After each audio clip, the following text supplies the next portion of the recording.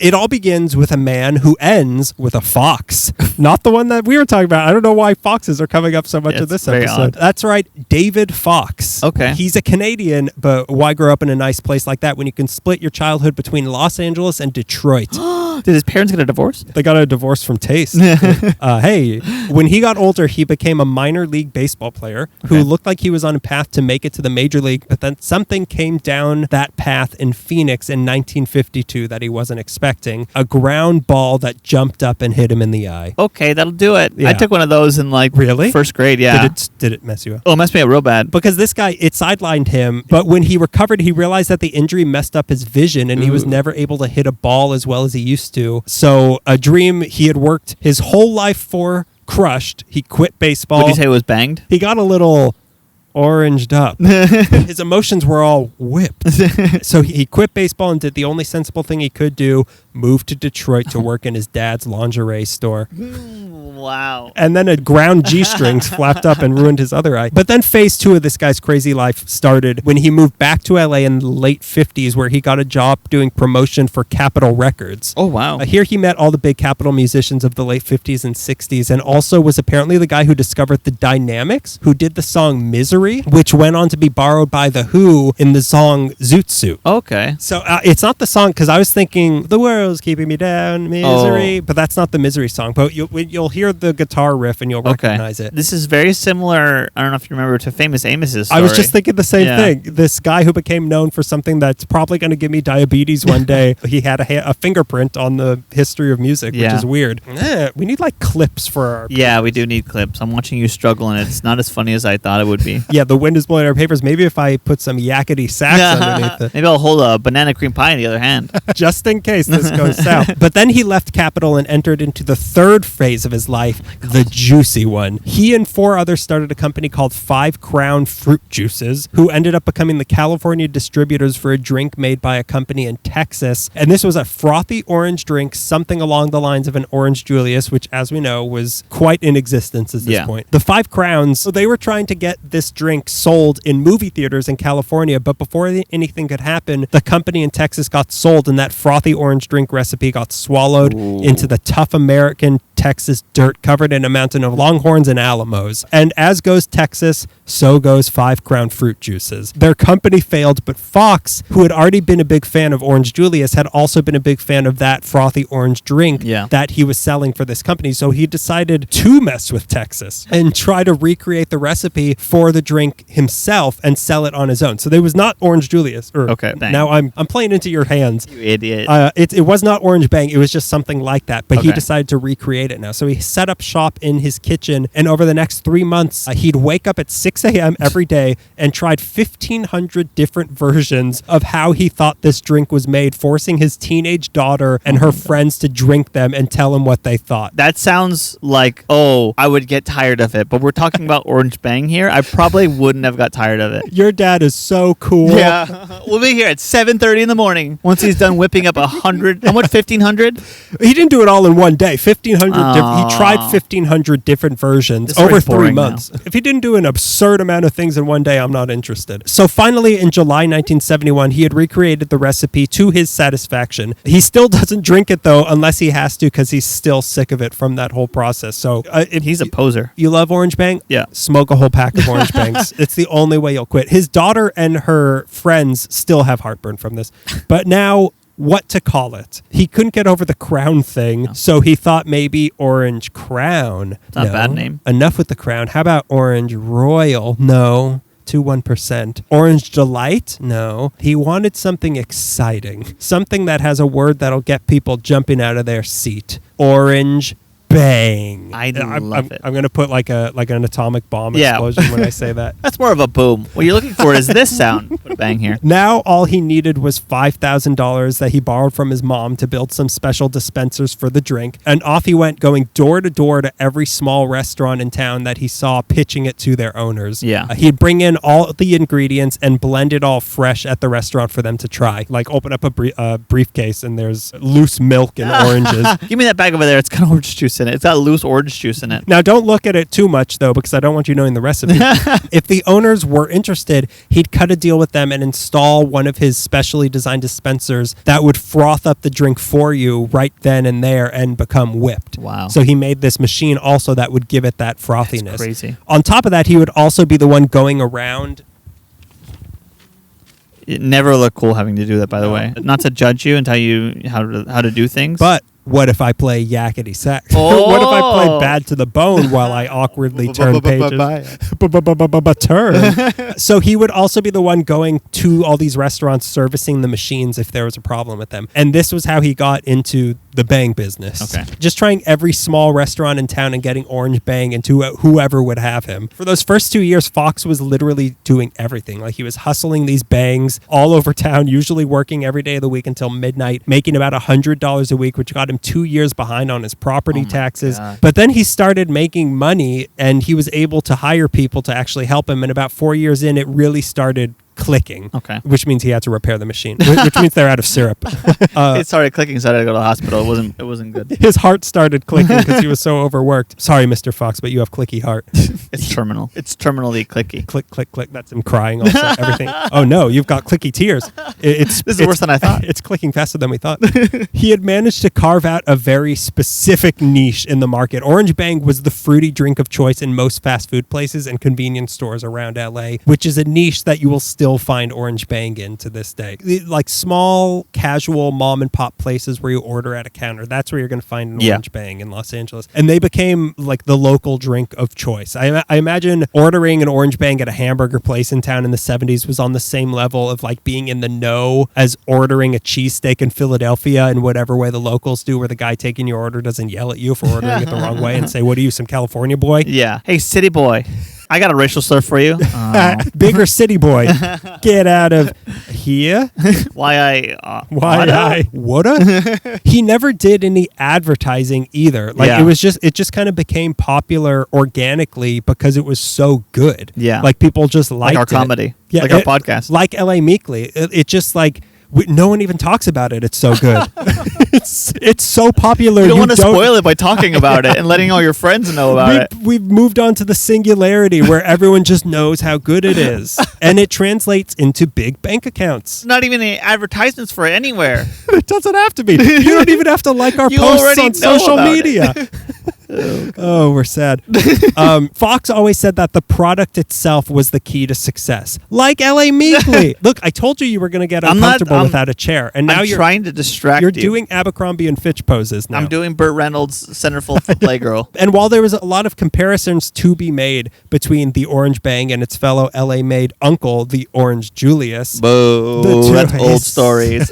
Everybody, throw your tomatoes now at my face. Throw the banana cream pies that you've been waiting for. Keep the oranges. He could use those. The two never considered themselves to be competitors. Right, because they're not. No, they're not. To start, the Orange Bang is way sweeter than the Orange Julius, and the Julius is made in a blender while the Bang is made in his signature frothing dispensers. But the most important difference is that the Orange Julius was found only in an Orange Julius. Like if you wanted an Orange Julius, you had to go to an Orange Julius or a Dairy Queen. The Orange Bang could be found anywhere. Yep. But as successful as it was, just a bang of orange wasn't the end of the line. By the early 80s, Fox began experimenting with other types of Bang with the Pina Colada Bang and the Strawberry Bang, but then came the unbanged fruits, pink lemonade. Yep. That's a fruit, right? Mango, punch, orange, non-bang, lemon, peach, grape, cranberry, and raspberry. I don't mess with that. Then what? When an orange bang is right there, I'm not getting cranberry. Oh yeah, no. Okay, the debate is. What do I have? A UTI?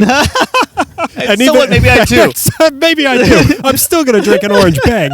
I'll worry about the UTI later. I want an Orange Bang. When I'm peeing out the Orange Bang. When I'm peeing a bunch of sewing needles out. Frothy sewing needles. The debate is never between any of the other Orange Bangs. It's always like horchata or Orange Bang. Okay, That's the final fight. Let me get to that. Okay. Then they added a game changer yet again with their Olay line of drinks serving Jamaica, Tamarindo, and horchata, which I'm with you. I would argue that is just as iconic as the Orange Bang is. Yeah. That is a full-on, like, hands on my hips. They're waiting for me to finish the order. I'm just like, Orange don't know. Can you mix them together? Their No, food never is mind. already burnt. Yeah.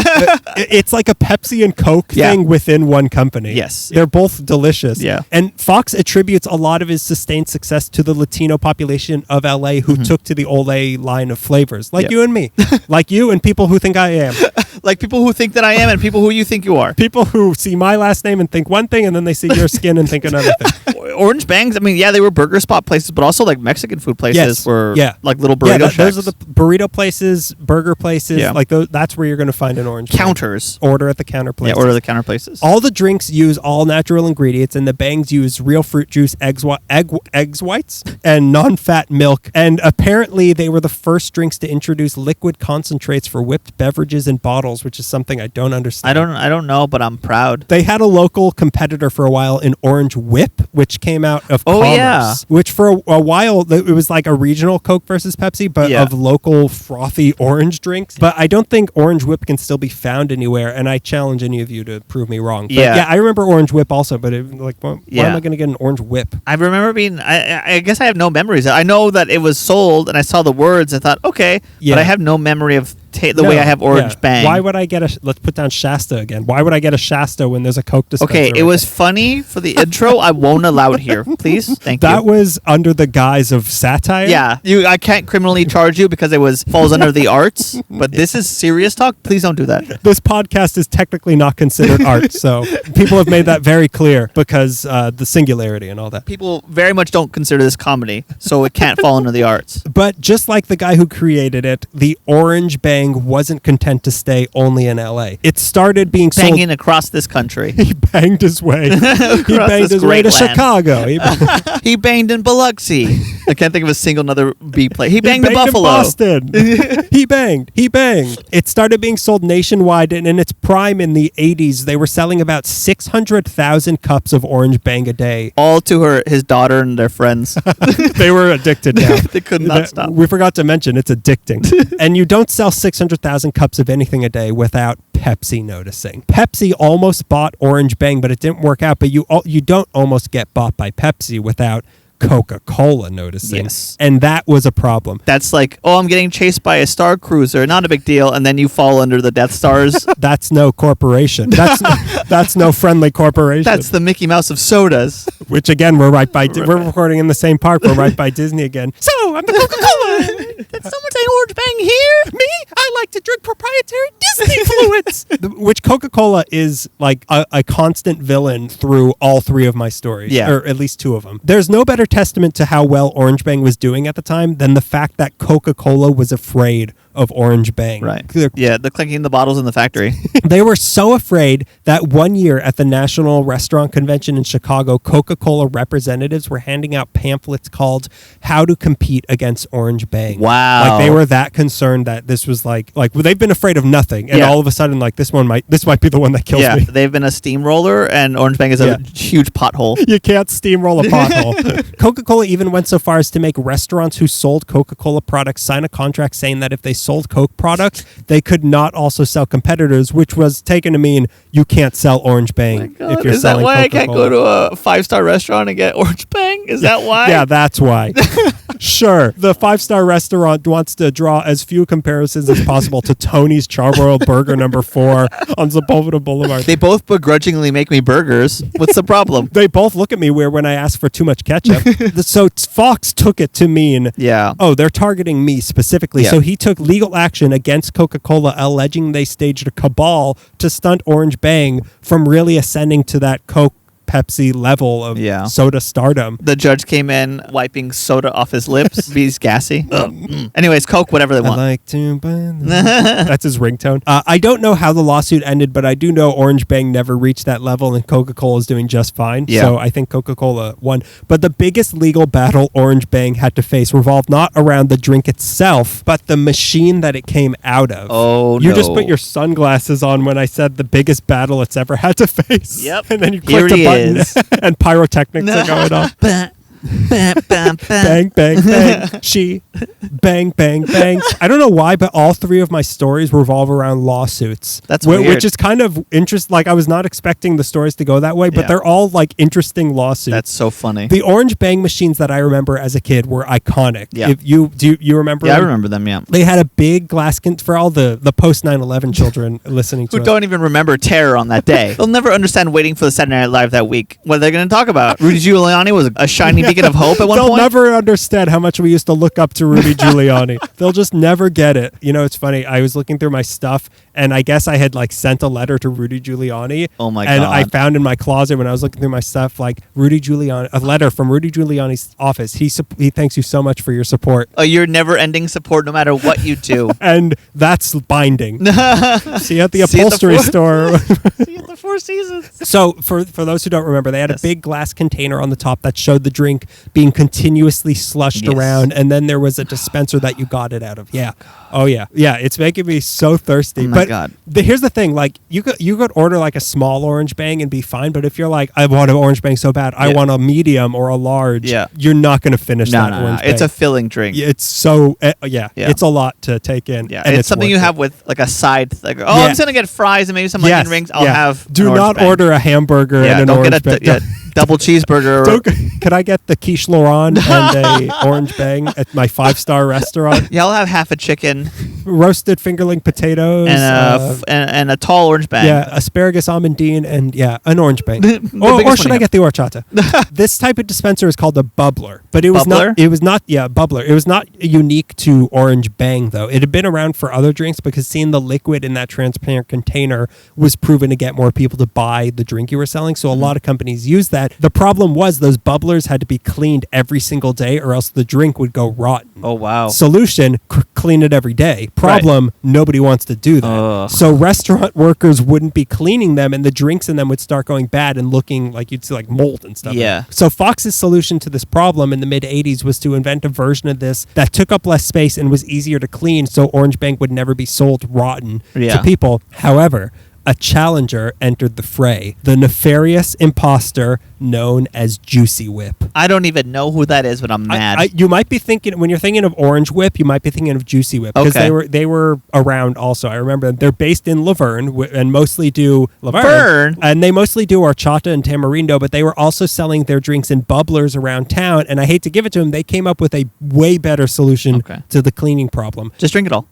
Sell it on, be better salesman. What's the problem? Instead of having the actual drink inside the bubbler, the machine would work just like a regular soda machine with the drink in pouches inside or however that's done. And a clear bubbler would sit on the top of that, churning what looked like the drink you were about to buy, but it was actually just water dyed the color of the drink you're about to buy, and it never had to be clean. Wow, that's clever. So you weren't actually drinking that, but you were getting the drink you thought you were drinking. Oh, Well done. Juicy Whip, huh? Yeah.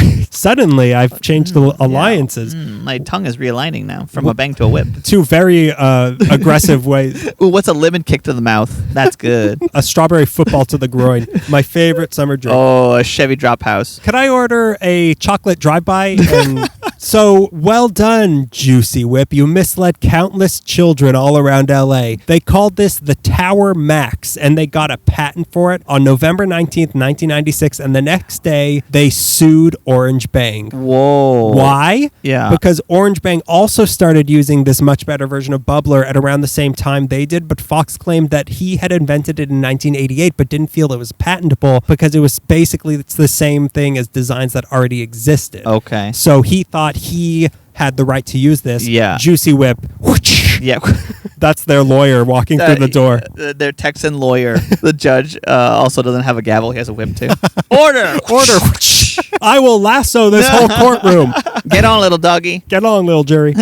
So Orange Bang was back in court, and he looked great. And it should be noted, Juicy Whip had been distributing thousands of these bubblers for Powerade and High C, who were owned by, you guessed it, Oh no. Coca-Cola. Monster. And this legal battle lasted for 9 years. First, a U.S. District Court in L.A. found that Orange Bang was in fact infringing on Juicy Whip's patent, but that their patent wasn't valid to begin with. Oh. Then 2 years later, the Federal Circuit Court It's just of a bunch Appeals... of sketch drawings. It's like when George Romero thought he could put the copyright logo on the title screen and that covered it. They're like, no, there's paperwork. I could mail this DVD to myself and I'm fine. 2 years later, the Federal Circuit Court of Appeals in Washington, D.C. reversed this decision. Then there was another trial in L.A. where Juicy Whip was awarded $750,000 in unpaid royalties from Orange Bang. But then Juicy Whip took it even further in 2005 and got another $440,000 in lost damages from Orange Bang, which ended the legal battle once and for all. It cost both sides millions of dollars in legal fees. Yeah. And one of the judges said, instead of behaving like rational business competitors, Juicy Whip and Orange Bang have allowed their emotions to reign. This was a run-of-the-mill patent case which assumed mythical proportions only in the minds of the parties. No. Oh, that hurts. That hurts me, and this is long done. You delusional juice sellers. It's juice. We could both agree. Everyone agrees that it's a No, juice. mine's Whip. It's not bad. I trademarked all onomatopoeias. Justifying why he did all this, Fox simply said, we had to defend ourselves. Yeah, okay. So Orange Bang... It's like, do you want an orange Hatfield or orange McCoy? Which one sounds good to you? So Orange Bang, from then on, was barred from selling their drinks in clear bubblers, which is why now you'll see them in regular soda dispensers with a lit-up Orange Bang logo on top of it. That's how you'll see them, like a circular sort of thing, shaped like an orange, I guess. Orange Bang Inc. is still going strong. Their factory is at 13115 Telfar Avenue in Sylmar, right across the 5 from the reservoir, which is, really, as I've been saying to everybody on 4chan, the reservoir is filled with Orange Bang. 4chan thinks that it's code. Somehow run by QAnon. I don't know. I'm just talking about Orange Bang Reservoir. I'm just talking about frothy orange drinks. It's not an allusion to Trump, I swear. The exact recipe and how it's done is kept a secret, but we do know that the drinks are made in 8-foot-tall vats that can hold 1,500 gallons of frothy heaven. Pre-COVID, they were doing about $6.5 million a year in sales, but that was cut in half over the past year. Yeah, and a lot of these small casual places, they were sold and went out of business completely. So who knows? Who knows what's going to happen? And Fox himself is still involved in the company, and he's, I think, 95 years old right now. Did I make a face when he said 95? I didn't mean. I don't believe in ageism, but you made a face and then slicked your hair back and started doing a yo-yo, saying, "I'm so young, forever I'll young, live forever, as long as I drink Orange Bangs." He used to run it all with his wife and 2 of his daughters, but it seems now mostly that it's run today by his daughter Terry. He used to drive around town with a license plate that said Mr. Bang, and his wife said Mrs. Bang. Yes, all of this I'm okay with. He was always being followed by a car that said Senior Whip. He believes the main reason Orange Bang has survived so long is because it was in so many different unconnected small places, local places, rather than only being sold in one giant chain of restaurants that would have dragged him down with them had they gone under. Therefore had a secret treat quality to it. Like, oh, this place has Orange Bang, so when you saw it, you got excited as opposed to expecting it all the time. Yeah. So as long as Orange Bang is sold in even one small Charbroil burger place, they will always live on until Juicy Whip makes them stop. Until Coca-Cola finally gets its head together and crushes them.